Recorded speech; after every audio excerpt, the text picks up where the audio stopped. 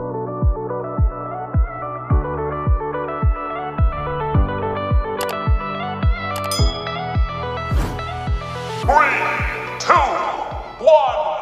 up, everybody? Welcome back to another video, and today we will be looking at the top 10 figures of the year. Obviously, this video is based off of my opinion, so if you have another top 10 list, then drop it down below. Let me know what you think.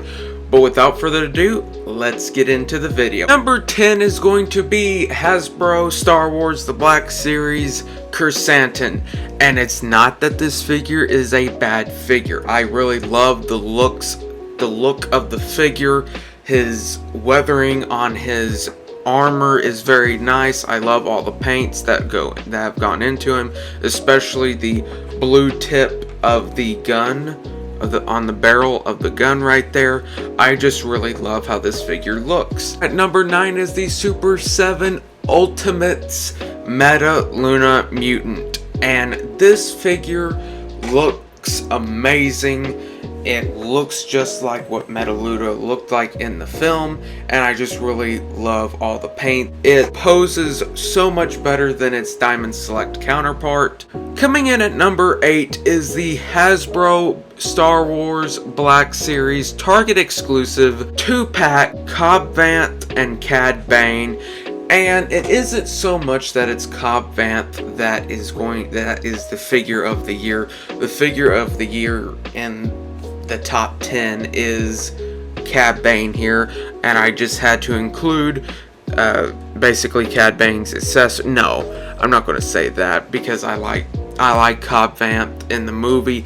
He just figure-wise doesn't blow me away such as Cad Bane does. I really love Cad Bane. Cad Bane's my favorite Star Wars villain, one of my favorite Star Wars villain, and I just really love how they did him in this 2-pack, and he looks amazing. Here we have coming in at number 7 is the WWE Elite Braun Breaker. I don't remember his number I don't remember the number of the series he comes from, but here we have Braun Breaker, which is one of the best looking elites of the year in my opinion. He looks really well. The head scan and the head sculpt is really on par. I love the attire. The pink figures seem to be some of the best figures that are made. Here we have at number 6, Neca Ultimate Universal Monsters, the Phantom of the Opera. I absolutely love this figure, and the only reason why he comes in at number 6 is just simply because there are so many other great figures that were released during this year. This year is truly a wild year, all around, but a wild year for figures as well. Not a wild year for Hasbro fans, sadly.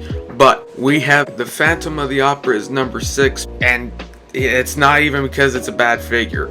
He is a beautiful figure. Well, how I describe beautiful, he's beautiful. But I really love how the paint is used on his head and the glossy paint on his teeth and eyes. Just all around a great figure. Here at number 5 we have the Ultimate Edition. Again, I don't remember the series number.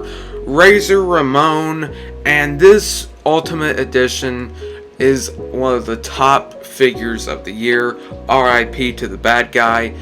But this figure looks amazing. The head sculpts look amazing. The posability is great, even though with those knee pads. But with all the stuff going on the upper part of the figure, the knee pads really don't add any grief to the posing. But this figure is really, really cool. Love all the paint, love the attire. The chase is a great figure as well. It's not a separate figure though, because it's just the same figure with a different attire on, but still a beautiful figure. Here at number 4 we have the Ultimate Edition Andre the Giant. Again, I don't remember the number, but this figure is so great. The one bad thing about it is they didn't put anything to protect the paint on my black singlet, and I'll probably have to try to track down a mock one with the black belt just so I can have like a mint Andre before this figure gets too crazy out of price. but this figure is just amazing. I've always wanted a nicely done Andre, and brother, this is a great figure. If you love Andre and you love those old school figures, you definitely want to pick this guy up, but he comes in at number 4 on the list. Here at number 3, we have the Neca Ultimate Universal Monsters, the creature from the Black Lagoon. This figure is such a wonderful figure. It's detailed to the max.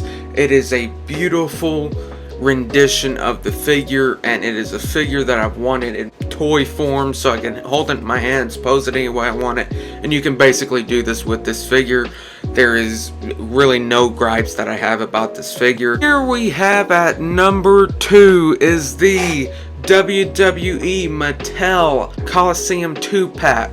These figures are great. Obviously, I'm going to have a little partiality to Piper because he's my favorite superstar he's my favorite wrestler of the 80s era, and he's just a great looking figure, but so is George the Animal Steel. Like, let's not have George the Animal Steel here become as underrated as Doink the Clown was.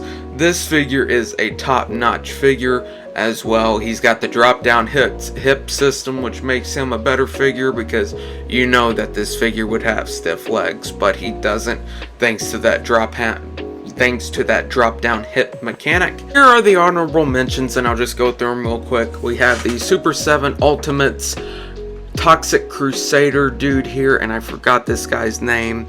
We have the WWE Elite first time in a line, Scott Steiner. We have the Ultimate Randy Orton, Ultimate AJ, NECA Ultimate Alf, which is a really good figure.